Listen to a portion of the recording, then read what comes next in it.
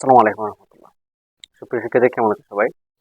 আমরা আবার চলে আসলাম নতুন একটা ক্লাস নিয়ে। আমরা গত অনেকদিন যাবত HTML এর ক্লাস করেছি। আজকে সংখ্যা পদ্ধতি আমরা আলোচনা করব।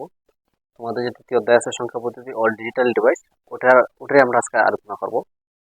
আর তোমরা যারা আমাদের গত ক্লাসগুলো দেখো নাই, প্রত্যেকের কাছে অনুরোধ রইল তোমরা ক্লাসগুলো দেখে আসো। ঠিক আছে? আজকে আমাদের এটা বেসিক ক্লাস। আমাদের বেসিক ক্লাস খুবই বেশি ইম্পর্টেন্ট। তোমরা আশা করি প্রত্যেকে মনোযোগ সহকারে দেখবে। কেননা এই ক্লাস গুলো যদি তোমরা ঠিক মতো না বুঝো তাহলে অন্যান্য ক্লাসগুলো তোমরা একেবারে বুঝতে পারবে না। তো ক্লাসটা অত্যন্ত ইম্পর্টেন্ট। তো তোমরা দেখতে পাচ্ছ এখানে আমাদের আছে সংখ্যা পদ্ধতি। তো সংখ্যা পদ্ধতি আমাদের অধ্যায়ের নাম হয়। তো অধ্যায়ের নাম ভিত্তিক যে প্রশ্নগুলো খুবই বেশি ইম্পর্টেন্ট থাকে। তো তোমাদের প্রশ্ন হতে পারে যে সংখ্যা পদ্ধতি কি বা কাকে বলে। তোমাদের এই সৃজনশীল প্রশ্নের মধ্যে ক নাম্বার থাকতে পারে। তো আমি তোমাদেরকে বলে দেবো যে সংখ্যা পদ্ধতি কাকে বলে। চলো আমরা একটা আগে দেখি। ধরো আমরা একটা সংখ্যা লিখলাম, এটা।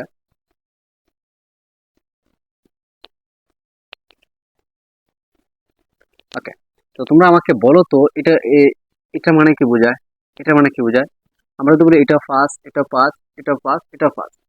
যদিও দেখতে এক এক রকম, কিন্তু সবগুলা কি মিনিং দেয়, সবগুলা মিনিং যে এটা হচ্ছে কি পাঁচ। ঠিক আছে? তো এখন কিন্তু এগুলা দেখতে কিন্তু একই রকম না। ঠিক আছে? তো এদিকে তার এটা কি, এটা একটা চিহ্ন, এটা একটা চিহ্ন, এটা একটা চিহ্ন, প্রত্যেকটা একটা আমাদের চিহ্ন। কিন্তু এই চিহ্নগুলো তার কি একটা সংখ্যা বোঝায়, সংখ্যাটা হচ্ছে কি পাঁচ। ঠিক আছে? তো তার মানে মানে বুঝলাম কি এগুলো হচ্ছে জাস্ট একটা চিহ্ন, যে চিহ্ন দ্বারা আমরা কি অর্থকে গণনা করতে পারি।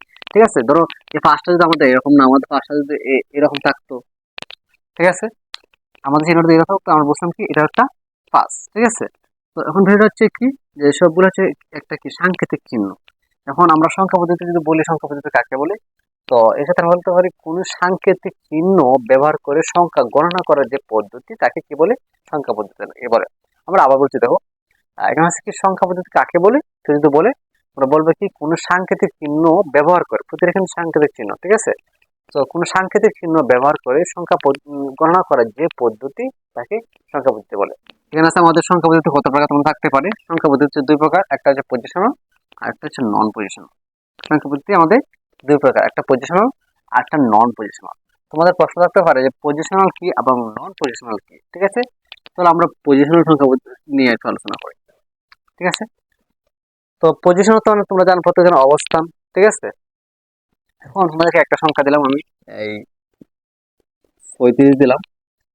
এখন দেখো তো এখানে 35, এই তোমরা যে এর আগে পড়ালেখা করছো, এগুলো একটা স্থানীয় মান, একক, এটা হচ্ছে দশক। যেমন আমরা পাঁচের একটা স্থানীয় মান আছে এবং তিনের একটা স্থানীয় মান আছে। ঠিক আছে? তো আমরা বলতে পারি এই পর্যালোচনা সংখ্যা পদ্ধতির সাথে আমরা একটা সংখ্যা বলতে পারি এটাই, যে সংখ্যা পদ্ধতির স্থানীয় মান আছে সেটাকে পজিশনাল সংখ্যা পদ্ধতি বলে। আমরা আবার বলতেছি, যে সংখ্যা পদ্ধতির স্থানীয় মান আছে তাকে পজিশনাল সংখ্যা পদ্ধতি বলবে। এখন তাহলে নন পজিশনাল কি তোমরা সহজে বুঝতে পারছো, যে যে সংখ্যা পদ্ধতির স্থানীয় মান নাই তাকে কি বলবে, নন পজিশনাল সংখ্যা পদ্ধতি বলবে। দেখি আমরা নন পজিশনাল একটু দেখি। আমরা যদি নন পজিশনটা দেখি তাহলে কি হয় দেখো তো এখানে। ধরো আমরা A35 রে আমরা লিখলাম, তোমরা এটা জানো, 10, 20, 30, 35। আচ্ছা, এটা রোমান সংখ্যা 10, 10, 20, 30 এবং 35। আমরা যদি লিখি 10, 10, 10, এই যে এটা কেউ 35 বলবে? হ্যাঁ, কেউ যদি মানতে পারবে এটা 35? অবশ্যই না। তারা কেউ মানবে না। কেন মানবে না? কারণ এগুলা কোনো স্থানীয় মান নেই। ঠিক আছে? তো আমরা বুঝলাম যে সংখ্যা পদ্ধতিগুলোর স্থানীয় মান নেই, তাকে কি বলা হয়, নন পজিশনাল সংখ্যা পদ্ধতি বলা হয়। আবার বলতে দেখো, যে সংখ্যা পদ্ধতির স্থানীয় মান নেই তাকে নন পজিশনাল সংখ্যা পদ্ধতি বলে। ঠিক আছে?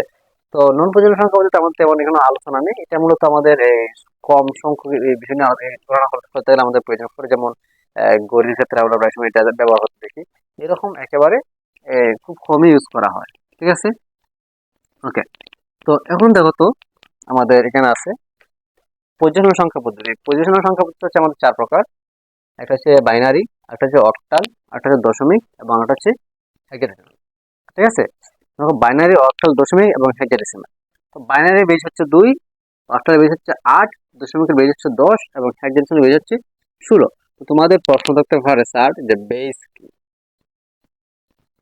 ঠিক আছে? তো বেস কি এবং এটা আর বেস কোণ আমাদের 2 হলো, অক্টাল বেস কোণ 8 হলো, দশমিকের বেস কোণ 10 হলো, হেক্সাডেসিমালের বেস কোণ আমাদের 16 হলো। দেখো আমি তো বলি বেস কিটা যদি আমরা যদি বলি, বেস কাকে বলি? বেস হচ্ছে কোনো সংখ্যা পদ্ধতিতে ব্যবহৃত ওই সংখ্যা পদ্ধতি মৌলিক চিহ্নের মোট সংখ্যা, মৌলিক সাংকেতিক চিহ্নের মোট সংখ্যা, ঠিক আছে?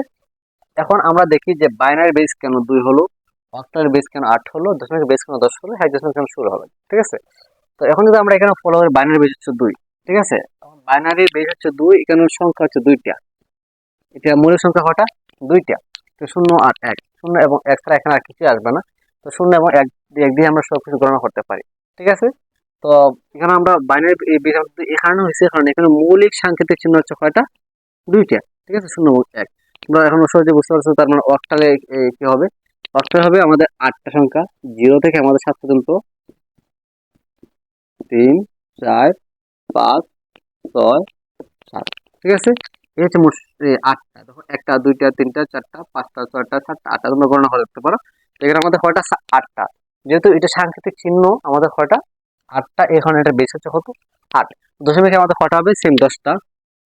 0, 1, 2, 3, 4, 5, 6, 7, 8, 9 and then 9 পর্যন্ত, ঠিক আছে? তো আমাদের দশমিকের সংখ্যা পর্যন্ত কয়টা? 10টা। 0 থেকে 9 পর্যন্ত আমাদের কয়টা সংখ্যা? 10টা সংখ্যা। যেহেতু এখানে আমাদের 10টা মৌলিক সংখ্যা আছে, ঠিক আছে? মৌলিক সংখ্যাতে চিহ্ন আছে, তো আমাদের এখানে এই বেস কত? 10।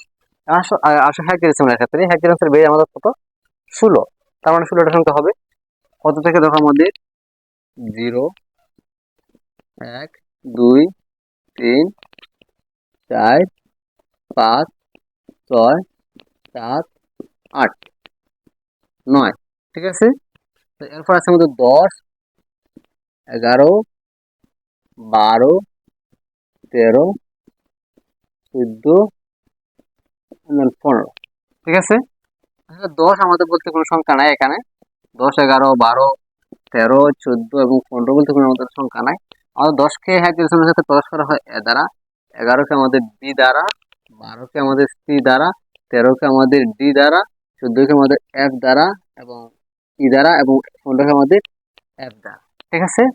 এই হচ্ছে আমাদের হেক্সাডেসিমালে যে বিষয়গুলো আছে, এই হচ্ছে আমাদের হেক্সাডেসিমাল। মোট করা দাও তো, কারণ 0 থেকে আমাদের 15 পর্যন্ত মোট হচ্ছে 16টা সংখ্যা, ঠিক আছে? এই 16টা সংখ্যা নিয়ে আমাদের কি হয়েছে? হেক্সাডেসিমাল সংখ্যা হয়েছে। দশমিক আমাদের 10টা সংখ্যা নিয়ে আমাদের এই দশমিক হয়েছে। অক্টাল আমাদের 8টা সংখ্যা নিয়ে এবং বাইনারি আমাদের 2টা সংখ্যা। যেহেতু 2টা সংখ্যা এখানে, এখন আমাদের বেস 2। এখানে যেহেতু 8টা সংখ্যা, এখন আমাদের বেস 8। এখানে যেহেতু 10টা সংখ্যা, এখানে বেস 10 এবং এখানে যেহেতু আমাদের 16টা সংখ্যা, এখানে বেস 16, ঠিক আছে? আশা করি তোমরা প্রত্যেকে বুঝতে পারছো। তারপর যদি কোনো কনফিউশন থেকে থাকে অবশ্যই আমাকে তোমরা জানাবে, ঠিক আছে? আর প্রত্যেকে আমাদের যে পেজ এবং ইউটিউব চ্যানেল আছে, লাইক এবং সাবস্ক্রাইব করে রাখবে। আর দেখা হচ্ছে নতুন কোনো ভিডিওতে। সে পর্যন্ত সবাই ভালো থাকো, সুস্থ থাকো। ধন্যবাদ। আসসালামু আলাইকুম ওয়া রাহমাতুল্লাহ।